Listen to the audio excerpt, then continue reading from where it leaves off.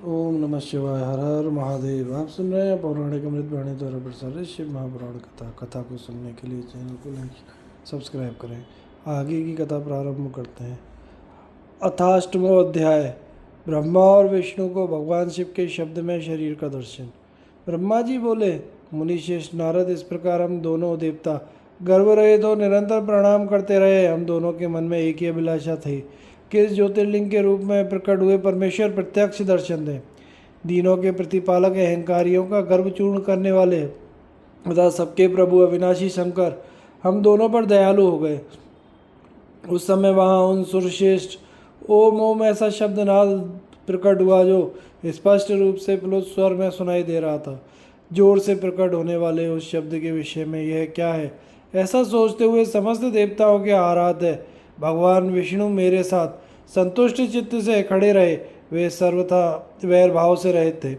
उन्होंने लिंग के दक्षिण भाग में सनातन आदि वर्ण आकार का दर्शन किया। तदनंतर उत्तर भाग में ओकार का, मध्य भाग में मकार का और अंत में ओम इस नाद का साक्षात दर्शन किया। हे ऋषिशेष, दक्षिण भाग में प्रकट हुए आदि वर्ण आकार को सूर्य मंडल के समान तेजों में देखकर उन्होंने उत्तर भाग में उकार वर्ण को अग्नि के समान देखा। ये मुनिश्रेष्ठ, इस तरह उन्होंने मध्य भाग में मकार को चंद्रमंडल के समान देखा। तदनंतर उसके ऊपर स्फटिक मणि के समान निर्मल प्रवाह से युक्त तुरीयातीत अमल निष्कल निरुपद्रव निर्द्वंद अद्वितीय शून्य में बाह्य और आभ्यंतर के भेद से रहित, बाह्य भ्यंतर भेद से युक्त, जगत के भीतर और बाहर स्वयं में स्थित, आदि मध्य और अंत से रहित, आनंद के आदि कारण तथा सबके परम आश्रय, सत्य आनंद एवं अमृत स्वरूप पर ब्रह्म का साक्षात्कार किया। उस समय श्री हरि यह सोचने लगे कि यह अग्नि स्तंभ कहाँ से प्रकट हुआ है। हम दोनों फिर इसकी परीक्षा करें। मैं इस अनुपम अग्नि स्तंभ के नीचे जाऊंगा। ऐसा विचार करते हुए श्री हरि ने वेद और शब्द दोनों के आवेश से युक्त विश्वात्मा शिव का चिंतन किया। तब वहाँ एक ऋषि प्रकट हुए जो ऋषि समूह के परम सार रूप माने जाते हैं। उन्हीं ऋषि द्वारा परमेश्वर विष्णु ने जाना कि इस शब्द ब्रह्म में शरीर वाले परम लिंग के रूप में साक्षात पर ब्रह्म स्वरूप महादेव जी ही यहाँ प्रकट हुए हैं। ये चिंता रहित और अचिंत्य रुद्र हैं। जहाँ जाकर मन सहित वाणी उसे प्राप्त किए बिना ही लौट आती है। उस पर ब्रह्म परमात्मा शिव का वाचक एकाक्षर प्रणव ही है। वे इसके वाच्यार्थ रूप हैं। उस परम कारण रित सत्य आनंद एवं अमृत स्वरूप परात्पर पर ब्रह्म को एकाक्षर के द्वारा ही जाना जा सकता है। प्रणव के एक अक्षर आकार से जगत के बीजभूत अंड जन्मा भगवान ब्रह्मा का बोध होता है। उसके दूसरे एक अक्षर उकार से परम कारण रूप श्री हरि का बोध होता है और तीसरे एक अक्षर मकार से भगवान नील लोहित शिव का ज्ञान होता है। उकार श्री कृष्णा सृष्टि करता है, उकार मुंह में डालने वाला है और मकार नित्य अनुग्रह करने वाला है। मकार बोध सर्वव्यापी शिव बीजी बीज मात्र के स्वामी हैं और अकार संज्ञक मुझ ब्रह्मा को बीज कहा जाता है। उकार संज्ञक श्री हरि योनि है प्रधान और पुरुष के भी ईश्वर जो महेश्वर हैं वे बीज ही बीज और योनि भी हैं। उन्हीं को नाथ कहा गया है। बीजी अपनी इच्छा से ही अपने बीज को अनेक रूपों में विभक्त करके स्थित है। इन बीजी भगवान महेश्वर के लिंग से आकार रूप बीज प्रकट हुआ जो उकार रूप योनि में स्थापित होकर सब ओर बढ़ने लगा। वह स्वर्ण में अंड के रूप में ही बताने योग्य था। उसका कोई अन्य विशेष लक्षण नहीं लक्षित होता था। वह दिव्य अंड अनेक वर्षों तक जल में ही स्थित रहा। तदनंतर 1000 वर्ष के बाद उस अंड के 2 टुकड़े हो गए। जल में स्थित हुआ वह अंड अजन्मा ब्रह्मा जी की उत्पत्ति का स्थान था और साक्षात महेश्वर के आघात से ही फूटकर 2 भागों में बंट गया था। उस अवस्था में ऊपर स्थित हुआ उसका स्वर्ण में कपाल बड़ी शोभा पाने लगा। वही द्युलोक के रूप में प्रकट हुआ जो उसका दूसरा नीचे वाला कपाल था। वही है 5 लक्षणों से युक्त पृथ्वी है। उस अंड से चतुर्भुज ब्रह्मा उत्पन्न हुए जिनकी क संज्ञा है। वे समस्त लोकों के सृष्टा हैं। इस प्रकार वे भगवान महेश्वर के ही अ, उ और म इन त्रिविध रूपों में वर्णित हुए। इस अभिप्राय से उन ज्योतिर्लिंग स्वरूप सदाशिव ने ओम ओम ऐसा कहा। यह बात यजुर्वेद के श्रेष्ठ मंत्र कहते हैं। यजुर्वेद के श्रेष्ठ मंत्रों का यह कथन सुनकर ऋचाओं और साम मंत्रों ने भी हमसे आदरपूर्वक यह कहा, हे हरे हे ब्राह्मण, यह बात ऐसी ही है। इस तरह देवेश्वर शिव को जानकर श्री हरि ने शक्ति संभूत मंत्रों द्वारा उत्तम एवं महान अभ्युदय से शोभित होने वाले उन महेश्वर देव का स्तवन किया। इसी बीच मैं विश्वपालक भगवान विष्णु मेरे साथ एक और भी अद्भुत एवं सुंदर रूप को देखा। हे मुने, वहाँ वह रूप 5 मुखों और 10 भुजाओं से अलंकृत था। उसकी कारती कर्पूर के समान थी। वह नाना प्रकार की छटाओं और भांति भांति के आभूषणों से विभूषित था। उस परम उदार महापराक्रमी महापुरुष के लक्षणों से संपन्न अत्यंत उत्कृष्ट रूप का दर्शन करके मेरे साथ श्री हरि कृतार्थ हो गए। तत्पश्चात परमेश्वर भगवान महेश प्रसन्न होकर अपने दिव्य शब्द में रूप प्रकट करके हंसते हुए खड़े हो गए। हस्व आकार उनका मस्तक और दीर्घ आकार ललाट है। इकार दाहिना नेत्र और ईकार बायां नेत्र है। उकार को उनका दाहिना और उकार को बायां कान बताया जाता है। ऋकार उन परमेश्वर का दायां कपोल है और ऋकार उनका बायां कपोल है। लरा और लर ये उनकी नासिका के दोनों छिद्र हैं। एकार उन सर्वव्यापी प्रभु का ऊपरी ओष्ठ है और एकार अधर है। ओकार और औकार ये दोनों क्रमशः उनकी ऊपर और नीचे की 2 दंत पंक्तियां हैं। अंग और उन देवादिदेव शूलधारी शिव के दोनों तालु हैं। कह आदि 5 अक्षर उनके दाहिने 5 हाथ हैं और चा आदि 5 अक्षर बाएं 5 हाथ हैं। टा आदि और ता आदि 5 अक्षर उनके पैर हैं। पकार पेट है। पकार को दाहिना पार्श्व बताया जाता है और बकार को बायां पार्श्व। बकार को कंधा कहा जाता है। मकार उन योनि महादेव शंभु का हृदय है। यह से लेकर स ये 7 अक्षर सर्वव्यापी शिव की 7 धातुएं हैं। हकार को उनकी नाभि और क्षकार को नासिका कहा जाता है। इस प्रकार निर्गुण एवं गुण स्वरूप परमात्मा के शब्द में रूप को भगवती उमा सहित देखकर श्री हरि मेरे साथ कृतार्थ हो गए। इस प्रकार शब्द ब्रह्ममय शरीर धारी महेश्वर शिव का दर्शन पाकर मेरे साथ श्री हरि ने उन्हें प्रणाम करके पुनः ऊपर की ओर देखा। उस समय उन्हें 5 कलाओं से युक्त ओंकार जनित शुद्ध स्फटिक मणि के समान सुंदर 38 अक्षरों वाले मंत्र का साक्षात्कार हुआ। पुनः संपूर्ण धर्म तथा अर्थ का साधक बुद्धि स्वरूप अत्यंत हितकारक और सबको वश में करने वाला गायत्री नामक महान मंत्र लक्षित हुआ। वह 24 अक्षरों तथा 4 कलाओं से युक्त श्रेष्ठ मंत्र है। पंचाक्षर मंत्र नमः शिवाय 8 कलाओं से युक्त है। अभिचार सिद्धि के लिए प्रयोग किए जाने वाला मंत्र 30 अक्षरों से संपन्न है, किंतु यजुर्वेद में प्रयुक्त मंत्र 25 सुंदर अक्षरों का ही है। यह 8 कलाओं से युक्त तथा सुश्वेत मंत्र है, जिसका प्रयोग शांति कर्म की सिद्धि के लिए किया जाता है। इस मंत्र के अतिरिक्त 13 कलाओं से युक्त जो मंत्र है वह बाल, युवा और वृद्ध आदि अवस्थाओं में आने वाले क्रम के अनुसार उत्पत्ति, पालन तथा संहार का कारण रूप है। इसमें 61 वर्ण होते हैं। इसके पश्चात विष्णु ने मृत्युंजय मंत्र, पंचाक्षर मंत्र, चिंतामणि मंत्र तथा दक्षिणामूर्ति मंत्र को देखा। इसके बाद भगवान विष्णु ने शंकर को तत्वमसि वही तुम हो यह महावाक्य कहा। इस प्रकार पंच मंत्रों को प्राप्त करके वे भगवान श्री हरि उनका जप करने लगे। इसके पश्चात ऋक, यजु, साम रूप वर्णों की कलाओं से युक्त ईशान ईशों के मुकुट, पुरातन पुरुष, अघोर हृदय, मनोहर, सर्वगुह्य, सदाशिव, तांडव नृत्य आदि कालों में वाम पाद पर अवस्थित रहने वाले महादेव, महान सर्वराज के को आभूषण के रूप में धारण करने वाले, चारों ओर चरण और नेत्र वाले कल्याणकारी ब्रह्मा के अधिपति, सृष्टि स्थिति संहार के कारणभूत बड़दायक साम महेश्वर को देखकर भगवान विष्णु प्रसन्न मन से प्रिय वचनों द्वारा मेरे साथ उनकी स्तुति करने लगे। इस प्रकार श्री शिव महापुराण के अंतर्गत द्वितीय रुद्र संहिता के प्रथम खंड में सृष्टि उपाख्यान में शब्द ब्रह्म तनु वर्णन नामक 8वां अध्याय पूर्ण हुआ।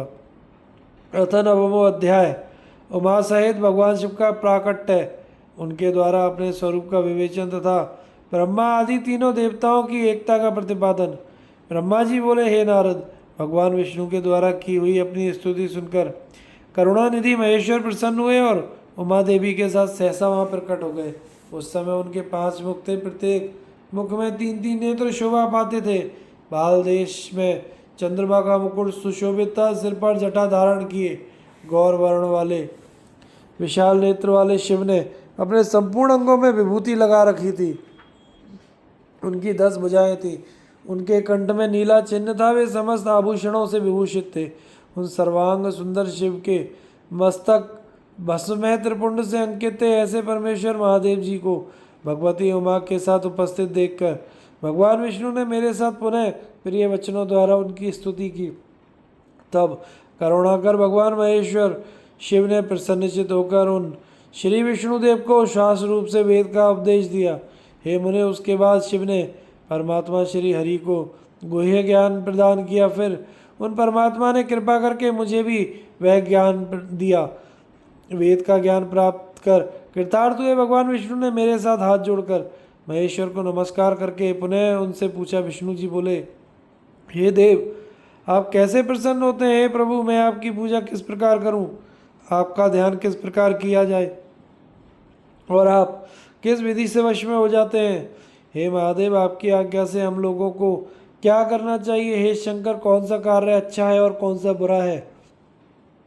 इस विवेक के लिए हम दोनों के ऊपर कल्याण हेतु आप प्रसन्न हो और उचित बताने की कृपा करें। हे महाराज, हे प्रभु, हे शिव, हम दोनों पर कृपा करके आप यह सब एवं अन्य जो कहने योग्य बातें हैं वह सब हम दोनों को अपना अनुचर समझकर बताएं। ब्रह्मा जी बोले, हे मुने, श्री हरि की यह बात सुनकर प्रसन्न हुए कृपा निधान भगवान शिव प्रीतिपूर्वक ये कहने लगे। श्री शिव बोले, हे सुरश्रेष्ठ गण, आप दोनों की भक्ति से निश्चय ही मैं बहुत प्रसन्न हुआ। आप लोग मुझ महादेव की ओर देखते हुए सभी भयों को छोड़ दीजिए। मेरा यह लिंग सदा पूज्य है, सदा ही ध्येय है। इस समय आप लोगों को मेरा स्वरूप जैसा दिखाई देता है वैसे ही लिंग रूप का प्रयत्न पूर्वक पूजन चिंतन करना चाहिए। लिंग रूप से पूजा गया मैं प्रसन्न होकर लोगों को अनेक प्रकार के फल तो दूंगा ही, साथ ही मन की अन्य अनेक अभिलाषाएं भी पूरी करूंगा। हे देवश्रेष्ठ, जब भी आप लोगों को कष्ट हो तब मेरे लिंग की पूजा करें, जिससे आप लोगों के कष्ट का नाश हो जाएगा। आप दोनों महाबली देवता मेरी स्वरूप भूत प्रकृति से और मुझ सर्वेश्वर के दाएं और बाएं अंगों से प्रकट हुए हैं। ये लोग पितामह ब्रह्मा मुझ परमात्मा के दाहिने पार्श्व से उत्पन्न हुए हैं और आप विष्णु वाम पार्श्व से प्रकट हुए हैं। मैं आप दोनों पर भली भांति प्रसन्न हूँ और मनोवांछित वर दे रहा हूँ। मेरी आज्ञा से आप दोनों की मुझ में सुदृढ़ भक्ति हो। हे विद्वानों, मेरी पार्थिव मूर्ति बनाकर आप दोनों उसकी अनेक प्रकार से पूजा करें। ऐसा करने पर आप लोगों को सुख प्राप्त होगा। हे ब्राह्मण, आप मेरी आज्ञा का पालन करते हुए जगत की सृष्टि कीजिए और हे विष्णु, आप इस चराचर जगत का पालन कीजिए। ब्रह्मा जी बोले, हम दोनों से ऐसा कहकर भगवान शंकर ने हमें पूजा की उत्तम विधि प्रदान की, जिसके अनुसार पूजित होने पर शिव अनेक प्रकार के फल देते हैं। शंभु की यह बात सुनकर श्री हरि मेरे साथ महेश्वर को हाथ जोड़कर प्रणाम करके कहने लगे। विष्णु बोले, हे प्रभु, यदि हमारे प्रति आप में प्रीति उत्पन्न हुई है और यदि आप हमें वर देना चाहते हैं तो हम यही वर मांगते हैं कि आप में हम दोनों की सदा अविचल भक्ति बनी रहे। आप निर्गुण हैं, फिर भी आप अपनी लीला से अवतार धारण कीजिए। तात आप परमेश्वर हैं, हम लोगों की सहायता कीजिए। हे देव देवेश्वर, हम दोनों का विवाद शुभदायक रहा, जिसके कारण आप हम दोनों के विवाद शांत करने के लिए यहाँ प्रकट हुए हैं। ब्रह्मा जी बोले, हे मुने, श्री हरि की यह बात सुनकर भगवान हर ने मस्तक झुकाकर प्रणाम करके स्थित उन श्री हरि से पुनः कहा है। वे विष्णु स्वयं हाथ जोड़कर खड़े रहे।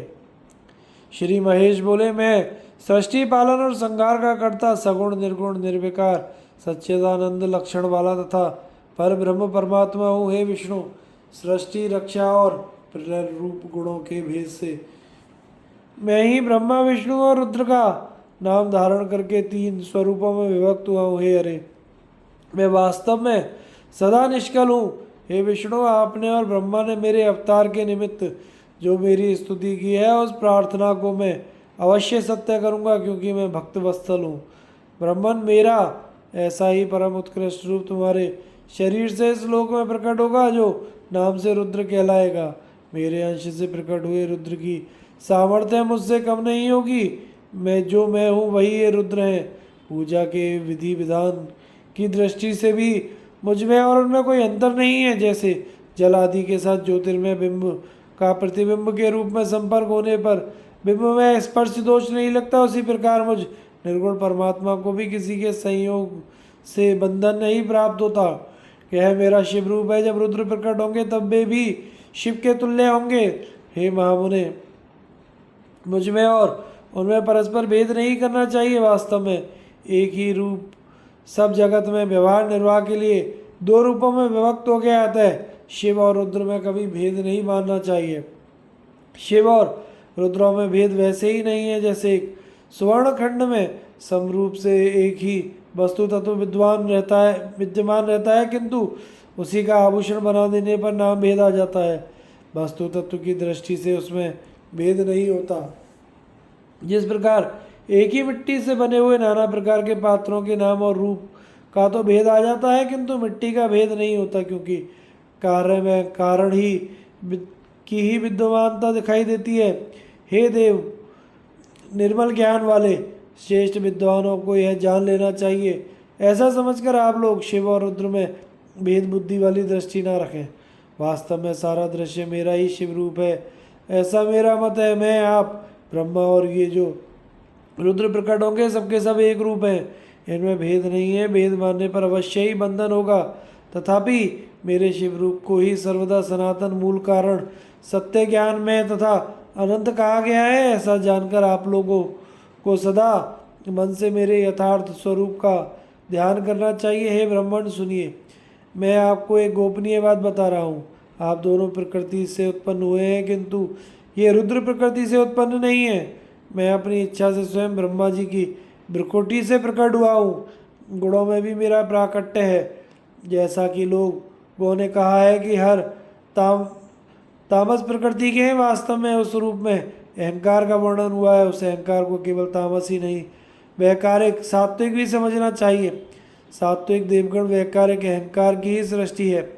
यह तामस और सात्विक आदि भेद केवल नाम मात्र का है, वस्तुतः नहीं। वास्तव में हर को तामस नहीं कहा जाता। हे ब्राह्मण, इस कारण आपको ऐसा करना चाहिए। हे ब्राह्मण, आप इस सृष्टि के निर्माता बने और श्री हरि इसके पालन करने वाले हों। मेरे अंश से प्रकट होने वाले जो रुद्र हैं, वे इसका प्रलय करने वाले होंगे। ये जो उमा नाम से विख्यात परमेश्वरी प्रकृति देवी हैं, इन्हीं की शक्ति भूता भाग देवी ब्रह्मा जी का सेवन करेंगी। पुनः इस प्रकृति देवी से वहाँ जो दूसरी शक्ति प्रकट होंगी, वे लक्ष्मी रूप से भगवान विष्णु का आश्रय लेंगी। तदनंतर पुनः काली के नाम से जो तीसरी शक्ति प्रकट होंगी, वे निश्चय ही मेरे अंशभूत रुद्र को प्राप्त होंगी। वे कार्य सिद्धि के लिए वहाँ ज्योति रूप से प्रकट होंगी। इस प्रकार मैंने देवी की शुभ स्वरूपा पराशक्तियों को बता दिया। उनका कार्य क्रमशः सृष्टि पालन और संहार का संपादन ही है। हे सुरश्रेष्ठ, ये सब की सब मेरी प्रिया प्रकृति देवी की अंशभूता है। हे हरे, आप लक्ष्मी का सहारा लेकर कार्य कीजिए। हे ब्राह्मण, आप प्रकृति की अंशभूता भाग देवी को प्राप्त कर मेरी आज्ञा के अनुसार मन से सृष्टि का संचालन करें, और मैं अपनी प्रिया की अंशभूता परात्पर काली का आश्रय लेकर रुद्र रूप से प्रलय संबंधी उत्तम कार्य करूँगा। आप सब लोग अवश्य ही संपूर्ण आश्रमों तथा उनसे भिन्न अन्य विविध कार्यों द्वारा चारों वर्णों से भरे हुए लोक की सृष्टि एवं रक्षा आदि करके सुख पाएंगे। हे हरे, आप ज्ञान विज्ञान से संपन्न तथा संपूर्ण लोगों के हितैषी हैं, अतः आप मेरी आज्ञा से जगत में सब लोगों के लिए मुक्तिदाता बने। मेरा दर्शन होने पर जो फल होता है, वही फल आपका दर्शन होने पर भी प्राप्त होगा। मैंने आज आपको यह वर दे दिया, यह सत्य है। इसमें संशय नहीं है कि मेरे हृदय में विष्णु है और विष्णु के हृदय में मैं हूँ। जो इन दोनों में अंतर नहीं समझता, वही मेरा मन है, अर्थात वही मुझे प्रिय है। श्री हरि मेरे बाएं अंग से प्रकट हुए हैं, ब्रह्मा दाहिने अंग से उत्पन्न हुए हैं, और महाप्रलयकारी विश्वात्मा रुद्र मेरे हृदय से प्रादुर्भूत हुए हैं। हे विष्णु, मैं ही ब्रह्मा विष्णु और भव नाम से तीनों रूपों में विभक्त हो गया हूँ। मैं रज आदि तीन गुणों के द्वारा सृष्टि, पालन और संहार करता हूँ। शिव गुणों से भिन्न है, वे साक्षात प्रकृति तथा पुरुष से भी परे हैं। वे अद्वितीय, नित्य, अनंत, पूर्ण एवं निरंजन पर ब्रह्म हैं। तीनों लोकों का पालन करने वाले श्री हरि भीतर तमोगुण और बाहर सद्गुण धारण करते हैं। त्रिलोकी का संहार करने वाले रुद्रदेव भीतर सद्गुण और बाहर तमोगुण धारण करते हैं, तथा त्रिभुवन की सृष्टि करने वाले ब्रह्मा जी बाहर और भीतर से भी रजोगुणी हैं। इस प्रकार ब्रह्मा, विष्णु तथा रुद्र इन तीनों देवताओं में गुण हैं, परंतु शिव गुणातीत माने गए हैं। हे विष्णु, आप मेरी आज्ञा से सृष्टिकर्ता पितामह का प्रसन्नता पूर्वक पालन कीजिए। ऐसा करने से आप तीनों लोकों में पूजनीय होंगे। ये रुद्र आपके और ब्रह्मा के सेव्य होंगे, क्योंकि त्रैलोक्य के लयकर्ता ये रुद्र शिव के पूर्ण अवतार हैं। पाद्य कल्प में पितामह आपके पुत्र होंगे। उस समय आप मुझे देखेंगे और वे ब्रह्मा भी मुझे देखेंगे। ऐसा कहकर महेश हर सर्वेश्वर प्रभु अतुलनीय कृपा कर पुनः प्रेम पूर्वक विष्णु से कहने लगे। इस प्रकार श्री शिव महापुराण के अंतर्गत द्वितीय रुद्र संहिता के प्रथम खंड के सृष्टि उपाख्यान में शिव तत्व वर्णन नामक 9वां अध्याय पूर्ण हुआ। अथ 10वां अध्याय श्री हरि को सृष्टि की रक्षा का भार एवं भोग मोक्ष दान का अधिकार देकर भगवान शिव का अंतर ध्यान होना। परमेश्वर शिव जी बोले, उत्तम व्रत का पालन करने वाले हे विष्णु, अब आप मेरी दूसरी आज्ञा सुने। उसका पालन करने से आप सदा समस्त लोकों में माननीय और पूजनीय होंगे। ब्रह्मा जी के द्वारा रचे गए लोक में जब कोई संकट उत्पन्न हो, तब आप उन संपूर्ण दुखों का नाश करने के लिए सदा तत्पर रहना। मैं संपूर्ण दुस्सह कार्यों में आपकी सहायता करूंगा। आपके दुर्जय और अत्यंत उत्कट शत्रुओं को मैं मार गिराऊंगा। हे हरे, आप नाना प्रकार के अवतार धारण करके लोक में अपनी उत्तम कीर्ति का विस्तार कीजिए और संसार में प्राणियों के उद्धार के लिए तत्पर रहिए। गुण रूप धारण कर मैं रुद्र निश्चित ही अपने शरीर से संसार के उन कार्यों को करूंगा जो आपसे संभव नहीं है, इसमें संदेह नहीं है। आप रुद्र के देह हैं और रुद्र आपके देह हैं। आप दोनों में और आप तथा रुद्र में कुछ भी अंतर नहीं है। हे महाविष्णु, लीला से भेद होने पर भी वस्तुतः आप लोग एक ही तत्व हैं। यह सत्य है और सत्य है, इसमें संशय नहीं है। जो मनुष्य रुद्र का भक्त होकर आपकी निंदा करेगा, उसका सारा पुण्य तत्काल भस्म हो जाएगा। हे पुरुषोत्तम विष्णु, आपसे द्वेष करने के कारण मेरी आज्ञा से उसको नरक में गिरना पड़ेगा। यह सत्य है, सत्य है, इसमें संशय नहीं है। आप इस लोक में मनुष्यों के लिए विशेषतः भोग और मोक्ष प्रदान करने वाले और भक्तों के देह तथा पूज्य होकर प्राणियों का निग्रह और अनुग्रह कीजिए। ऐसा कहकर भगवान शिव ने मेरा हाथ पकड़ लिया और विष्णु को सौंपकर उनसे कहा, आप संकट के समय सदा इनकी सहायता करते रहें। सबके अध्यक्ष होकर आप सभी को भक्ति और मुक्ति प्रदान करें तथा सर्वदा समस्त कामनाओं के साधक एवं सर्वश्रेष्ठ बने रहें। हे हरे, यह मेरी आज्ञा है कि आप सबके प्राण स्वरूप होइए और संकट काल आने पर निश्चय ही मेरे शरीर रूप उस रुद्र का भजन कीजिए। जो आपकी शरण में आ गया वह निश्चय ही मेरी शरण में आ गया। जो मुझ में और आप में अंतर समझता है वह अवश्य ही नरक में गिरता है। अब आप तीनों देवताओं के आयु बल को विशेष रूप से सुनिए। ब्रह्मा, विष्णु और शिव की एकता में किसी भी प्रकार का संदेह नहीं करना चाहिए। 1000 चतुर्युग को ब्रह्मा का एक दिन कहा जाता है, उतनी ही उनकी रात्रि होती है। इस प्रकार क्रम से यह ब्रह्मा के एक दिन और एक रात्रि का परिमाण है। इस प्रकार 30 दिनों का एक मास और 12 मासों का एक वर्ष होता है। 100 वर्ष के परिमाण को ब्रह्मा की आयु कहा गया है। ब्रह्मा के एक वर्ष के बराबर विष्णु का एक दिन कहा जाता है। ये विष्णु भी अपने 100 वर्ष के प्रमाण तक जीवित रहते हैं। विष्णु के एक वर्ष के बराबर रुद्र का एक दिन होता है। भगवान रुद्र भी उस मान के अनुसार नर रूप में 100 वर्ष तक स्थित रहते हैं।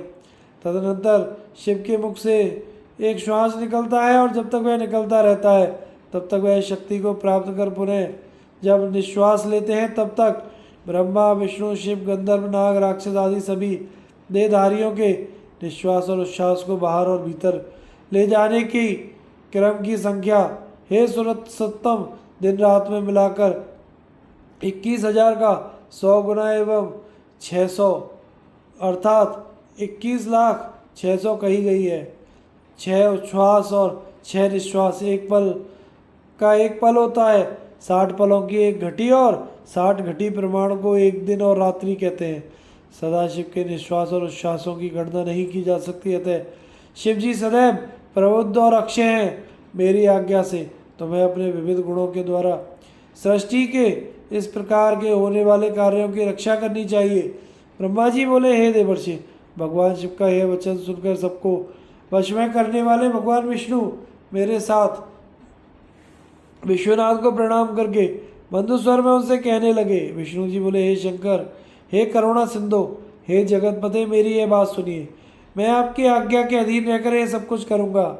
आप ही मेरे सदा दे रहे होंगे, इसमें अन्यथा नहीं है। मैंने पूर्व काल में भी आपसे समस्त सामर्थ्य प्राप्त किया था। हे स्वामिन, क्षण मात्र भी आपका श्रेष्ठ ध्यान मेरे चित्त से कभी दूर ना हो। हे स्वामिन, मेरा जो भक्त आपकी निंदा करे उसे आप निश्चय ही नरक प्रदान करें।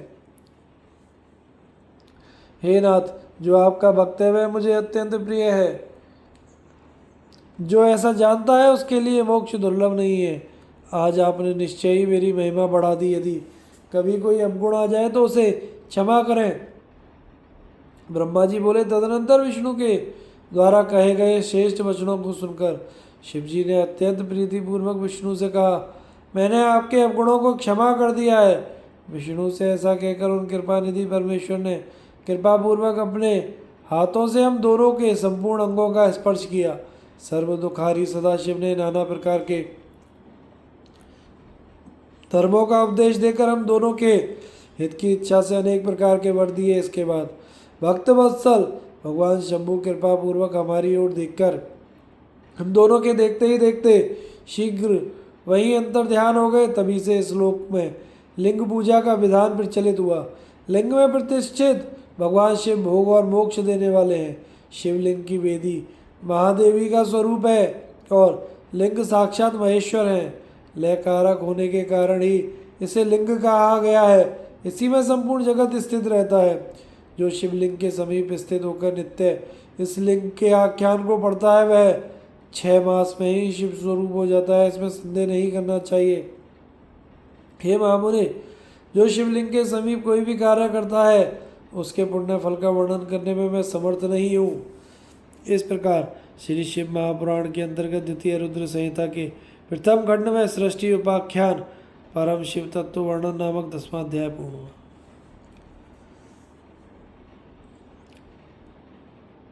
दोस्तों, आगे की कथा का प्रसारण हम अगले भाग में करेंगे। चैनल को लाइक, शेयर और सब्सक्राइब करें। हर हर महादेव।